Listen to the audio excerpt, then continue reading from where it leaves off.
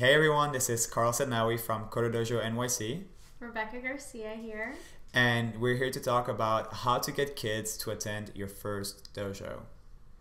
So for us, it was actually a big challenge getting kids, surprise, right? Our first session actually only had 3 kids. We were like, oh, this is New York City. They're gonna like come in droves. We're gonna like tweet about it, and we'll find ways to market it. We even tried some like street marketing and like posted posters. We were like, yeah, there's a demand for this. We'll find it.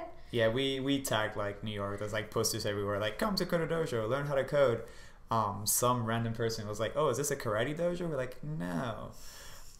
So yes, getting kids to your first CoderDojo can be somewhat challenging. As Rebecca said, we had 3 kids in our first dojo. One of our most recent one had over 100 kids. So there's hope, but here are some of the things we did that worked for us. Yeah, so for us, what definitely worked was reaching out to local publications. So whether that's like local listings for events, so libraries often put out, monthly, sheets with like events that are coming up. For us, what worked really well was New York Mag. So they also put out event listings, as does Time Out Kids, which is great for parents when like they're looking for activities for their kids. Right, so we're fortunate enough to be editor's pick of New York Mag, so that drove a lot of interest towards CoderDojo NYC. Another alternative is also other online publication, other online listings. So, for example, Activity Hero or Mommy Poppins, right. They list a lot of events, but definitely also reaching out into the tech community. And to schools too, right? Yeah, schools. That's where I was going to go. So reach out to schools. Sometimes, like in our case, we had some schools from the Bronx come with a chaperone because the parents couldn't make it with the kids, or they didn't feel comfortable having the kids come alone.